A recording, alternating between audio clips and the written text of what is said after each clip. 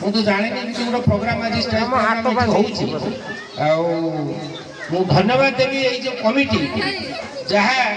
दी चार जन दी चारि घर बदले 5 घर यही गोटे पूजा ये लक्ष्मी नारायण पूजा हुए से लक्ष्मी नारायण आशीर्वाद समस्त परिवार रो केवल 5 घर नुहे आम गाँ प्रति समस्त परिवार प्रति लक्ष्मी नारायण आशीर्वाद रो समस्ते सुखर रुहतु शांति रुहतु आउ कमिटी को अनुरोध करी जे ए कार्यक्रम बंद न कर जिते वर्ष आपण मैंने पारे परंतु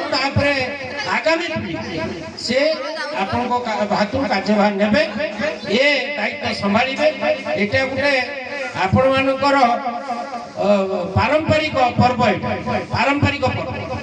तेणु ए पर्व को आपण मैंने धूमधाम पालन कर आगामी दिन भी पालन कर आशा करुच्ची समस्त पाखु गोटे भाईचारा ये करने द्वारा ये सब कार्यक्रम गोटे भाईचारा सृष्टि रोचे क्या भितर मनमालिन थाऊ कि थाऊ यही जो महोत्सव हुए कि जेकोसी कार्यक्रम हुए समस्ते से एकत्रित हो जो गाँव अनुष्ठान संख्या जिते बेसी से गाँव एकता समस्त भितर से सुदृढ़ तेणु ये गोटे अनुष्ठान ये अनुष्ठान जिते मेम्बर मैंने अच्छा परिवार प्रति समस्त जो आंतरिकता अच्छी आगामी दिन रगामी कल छुआ मैंने यंग जेनेरेशन आगू आसले से भी सामिल होती आम दायित्व देवा आस्ते आस्ते कहीं जो माने वयस्क जो मैंने मुरब्बी अच्छा से प्रच्छद पटे रही आगामी पीढ़ी को पाठ छाड़ से कार्यक्रम करूँ मुझे सब से कथा कहे जे पिला दायित्व दि जाऊ से शिखु आकोसी कार्यक्रम जहाँ भी करा जो आम गाँव में हो सब डिसिप्लिन सहकार हो विशृंखला कड़े सृष्टि हो श्रृंखला भाव में छुआ मैंने नाचुले भारी बढ़िया लगुच आईटा भाषण दबार मंच नुहे कि ये नुहे जे भाषण दि ठाकुर सामने अच्छा समस्त गोटे आशीर्वाद लक्ष्मी नारायण थाऊ मुझे कही मोर वक्तव्य रखुची समस्त को आउ थे धन्यवाद मुझे मत कहीं डाकती ना मत आज भी कहीं डाक नी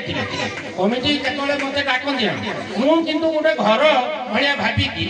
मुझे सीधा ऑफिस में घर को जाए मत डाक ना कहीं डाकी ना कि मुझे कहीं आसे भल पाइबा अच्छी ये गोटे स्नेह श्रद्धा अच्छी न डाकिले भी आम आस तेणु आम से सब तर लोक नुह जे न डाकिले आम से कहीं जा कि से मनोभूति आम सब नुहे घर भाया भाविकी मुझे आसबि आपण सागे सब बेले रही कही वक्तव्य रखुची आपण समस्त को आउ थे धन्यवाद। हेलो बहुत बढ़िया कहले नीमा आमर पूजा कमिटी के भी बहुत और मजबूत कर देले तेणु नाना को ये धन्यवाद देवा कथा से आसी आज